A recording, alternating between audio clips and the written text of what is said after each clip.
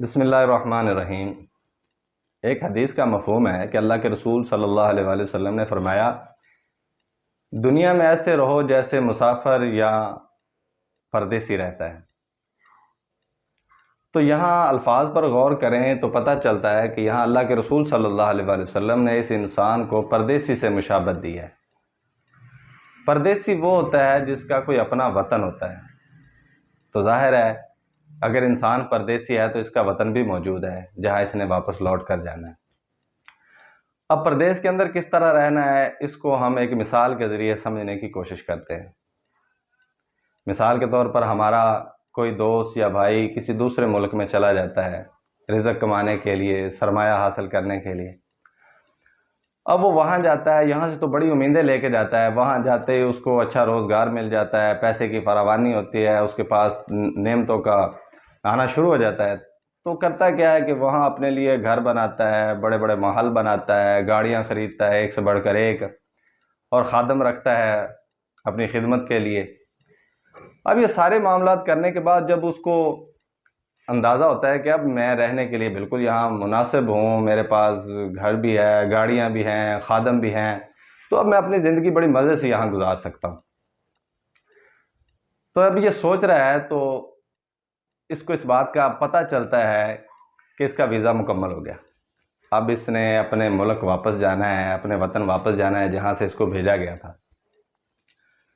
اب وہ بندہ واپس آتا ہے تو واپس آ کے اپنے دوست احباب اور بھائیوں سے کہتا ہے کہ میں نے وہاں بڑا سرمایہ کمایا تھا، میں نے وہاں گاڑی لی، بنگلے بنائے، اپنے خادم رکھے۔ تو ہم پوچھیں گے کہ وہ کدھر ہے؟ تو وہ بندہ کہے گا کہ وہ تو میں ادھر چھوڑ آیا ہوں۔ تو فوراً ہمارے دل کے اندر، ہمارے دماغ کے اندر ایک سوال پیدا ہوگا کہ یہ بندہ بیوقوف ہے، نارمل نہیں ہے یہ بندہ۔ اگر یہ نارمل ہوتا تو اس کو اس بات کا اندازہ ہوتا کہ یہ جس وطن سے گیا تھا اس وطن میں اس نے واپس آنا ہے۔ جہاں یہ گیا ہے وہاں تو اس کے پاس مختصر وقت تھا، وہاں سے کمائی کر کے اس نے واپس اپنے ملک میں لانی تھی، اپنے وطن میں لانی تھی جہاں اس نے رہنا تھا۔ تو دوستو، سوچنے کی بات یہ ہے کہ کیا جس وطن میں ہم ہیں یہاں سے ہم نے جانا نہیں، واپس ضرور جانا ہے۔ اب ہم اپنے وطن کی طرف واپس چلتے ہیں اور دیکھتے ہیں کہ اس انسان کا وطن کیسا ہے، کتنا خوبصورت وطن ہے۔ اب جس بندے نے یہاں سے سرمایہ اپنے وطن میں بھیجا ہوگا اس کو واپسی پتہ کیسے ہے؟ اس کی واپسی ہے قرآن کی ایک آیت، ارجعی الی ربک راضیۃ مرضیہ فادخلی فی عبادی وادخلی جنتی۔ شاندار پروٹوکول کے ساتھ یہاں سے اس کی روانگی ہے، اور اس کو یہاں سے ہی خوشخبری سنا دی جاتی ہے کہ جو تم نے سرمایہ آگے بھیجا تھا وہ ٹھیک جہاں لگنا چاہیے تھا وہاں لگ چکا ہے، اپنے رب کی طرف لوٹ چل، وہ تجھ سے راضی ہو گیا اور تو اس سے راضی۔ فادخلی فی عبادی، اور اس کے نیک بندوں میں شامل ہو جا، وادخلی جنتی، اور اپنے آبائی وطن میں واپس آ جا، جہاں سے تو نکالا گیا تھا وہاں واپس آ جا۔ تو اب دیکھیں، جب ہمارا کوئی مسافر، ہمارا کوئی پردیسی واپس آتا ہے تو گھر کے اندر رونق کیسی ہوتی ہے؟ اس کے لیے طرح طرح کے کھانے تیار کیے جاتے ہیں، طرح طرح کے مشروبات تیار کیے جاتے ہیں۔ کس لیے تیار کیے؟ کھانا تو اس نے تھوڑا سا ہوتا ہے لیکن اس کے اعزاز میں اتنی بڑی پارٹی کی جاتی ہے۔ تو میرے بھائی، جب جب مسافر یہاں سے جائے گا، یہ پردیسی یہاں سے جائے گا تو وہاں بھی اس کا ایک اہتمام اس کے لیے تیار کیا گیا ہے، اس کا بہت خیال رکھا گیا ہے۔ اب واپس جائے گا تو کہیں اس کے خادم اس کی خدمت میں لگے ہوئے ہیں، تو کہیں اللہ رب العزت خود اس کی مہمان نوازی کر رہے ہیں۔ یہ وہ مسافر ہے، یہ وہ پردیسی ہے جس نے اپنے وطن کی تیاری کی تھی، اپنے واپسی کی تیاری رکھی تھی۔ اب اس کے گھر کو دیکھیں، وہاں جو اللہ تعالیٰ نے اس کے لیے گھر بنایا ہے، اس کی ایک اینٹ سونے کی، ایک چاندی کی، عمدہ قسم کا گھر۔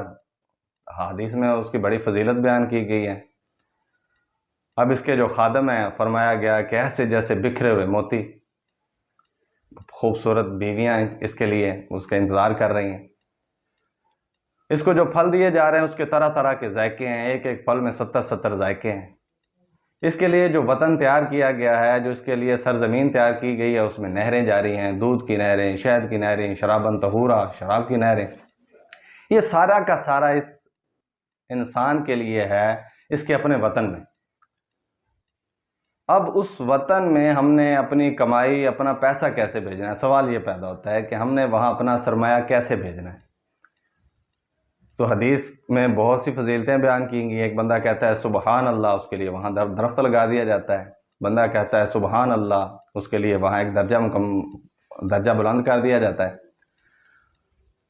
اب درجہ جو ہے وہ درجہ کیا چیز ہے؟ سوچنے کی بات یہ ہے. ہم سوچتے ہیں کہ ایک منزل سے دوسری منزل، ایک فلور سے دوسرا فلور. نہیں، اب دیکھیں کہ ایک درجہ چہارم کا ملازم ہے اور ایک 17ویں اسکیل کا ملازم ہے.